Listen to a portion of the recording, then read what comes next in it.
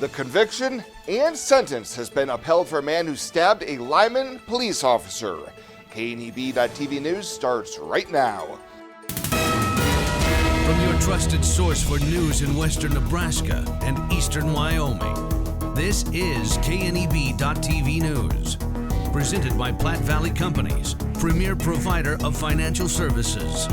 Hello, I'm Ryan Murphy. This is KNEB.TV News powered by Platte Valley Companies. Thanks for joining me. In our top story, a man who was sentenced to decades in prison for stabbing a Lyman police officer in 2022 has lost an appeal of his conviction and sentence. Jeremy Torres was sentenced last October to an aggregate of 35 to 50 years in prison after a plea agreement on amended charges that included attempted first-degree murder, use of a deadly weapon to commit a felony, and witness tampering. Torres claimed the sentence was excessive. There should have been a competency determination before he was allowed to enter a plea. A 90-day evaluation should have taken place before sentencing, and his counsel was ineffective. The Nebraska Court of Appeals rejected all of the claims, saying the district courts did not abuse its discretion on the first three, and Torres simply could not show he was prejudiced by any performance of his trial counsel. Well, a 29-year-old Alliance woman has been sentenced to prison following a December shoplifting investigation in Bridgeport. Veronica Gonzalez was arrested by Morrill County deputies after stealing a DeWalt toolkit valued at more than $1,000. When officers made contact with Gonzalez, they also found other people's IDs, debit cards, and Social Security cards. On Monday in Morrill County District Court, she was sentenced to 18 months in prison after pleading no contest to charges of theft by unlawful taking and attempted criminal possession of financial devices. And a jury has found a Scottsbluff woman guilty following a February knife attack that caused the victim to receive 13 stitches. 43-year-old Josefina Gonzalez stood trial on Friday on felony charges of use of a deadly weapon to commit a felony and second-degree domestic assault. Court records say officers made contact with the victim at Regional West, who said Gonzalez had swung a pocket knife at him and caused the laceration. She'll be back in court on August 23rd before District Judge Leo Dobrovolny for sentencing. We'll have more news right after this. Looking for free instead of fees? Platte Valley Bank can help you keep your finances moving forward with no ATM fees. Whether you're headed to the lake, the mountains, or just to the grocery store, you can enjoy the freedom of free ATM access anywhere, anytime. Platte Valley Bank. You belong here.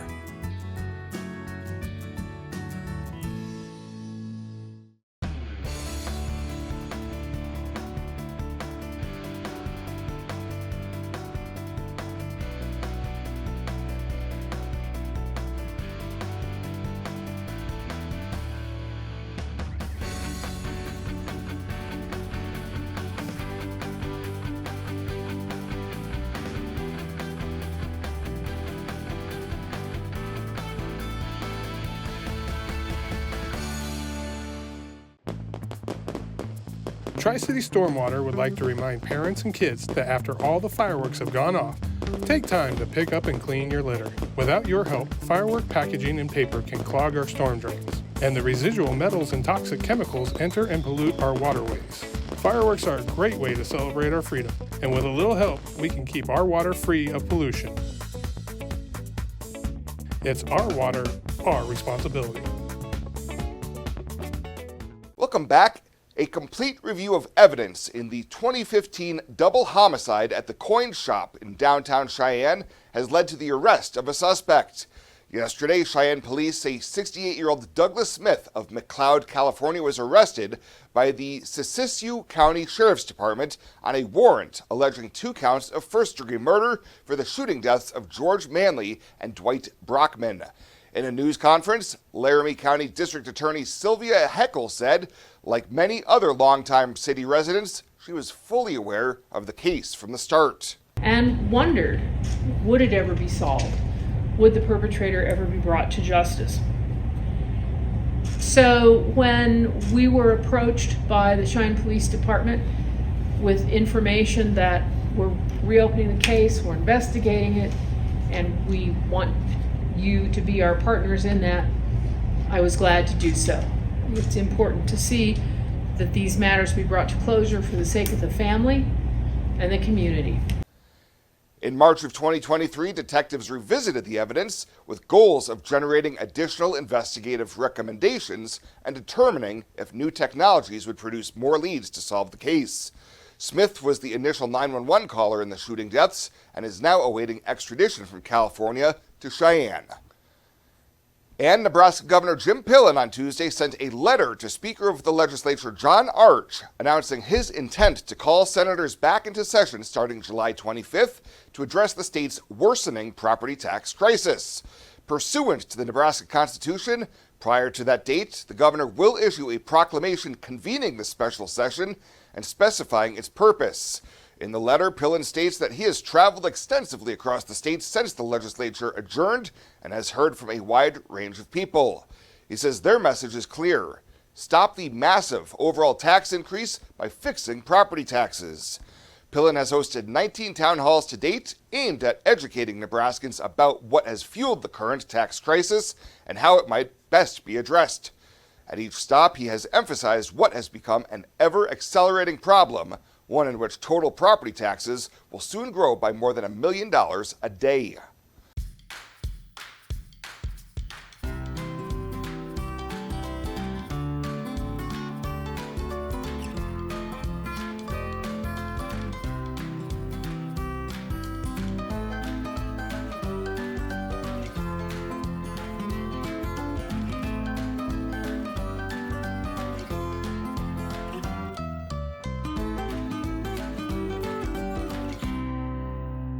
Pet waste and water don't mix. Animal waste decomposes in water, releasing nutrients, which deplete the oxygen fish and other life need to survive and encourage harmful algae growth. Animal waste also has disease-carrying bacteria, making contaminated water unusable. It's easy to prevent pet waste pollution. Simply pick up your pet's waste and dispose of it in a trash can, and avoid letting your pets defecate within 200 feet of our community's waterways. Tri-City Stormwater reminds you it's our water, our responsibility.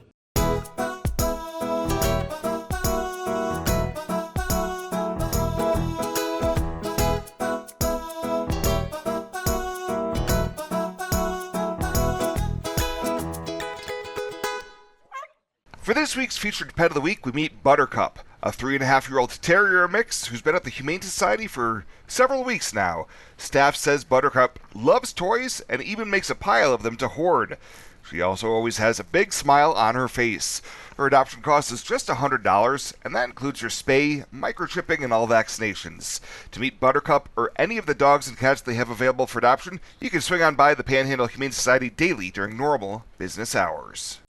This isn't just a beautiful hospital. It's the home to exceptional patient care. This is where specialty clinics meet your needs. This is where a friendly smile, a warm hand, and an empathetic ear exist to care for you. This is us. Box Butte General Hospital. Great things are happening here.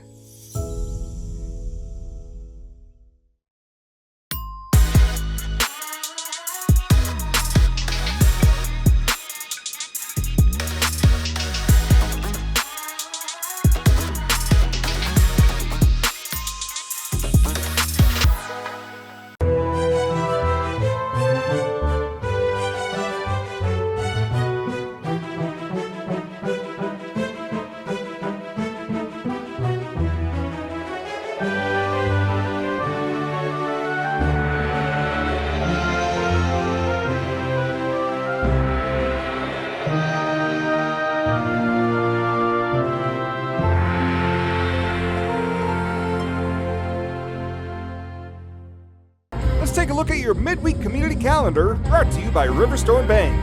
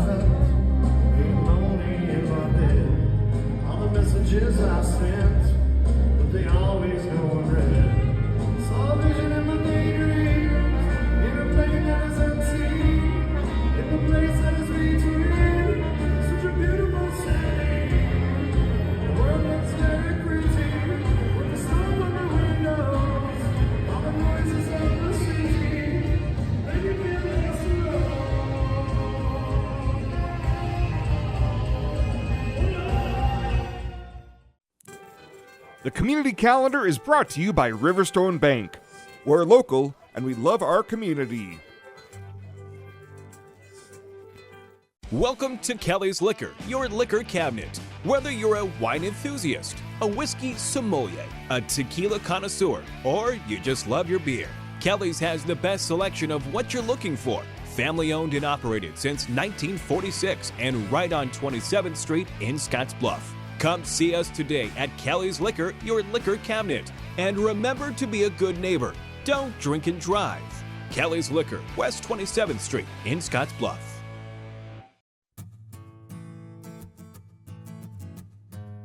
Tired of feeling stuck? Not sure if you are on the right track?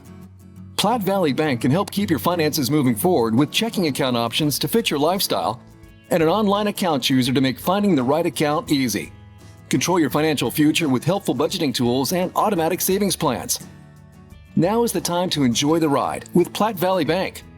You belong here. And finally tonight, Scottsbluff City Hall will be getting a new roof following a hard-hitting hailstorm from 2023. During last week's council meeting, a nearly $132,000 contract for the repairs was awarded to Ironclad Construction.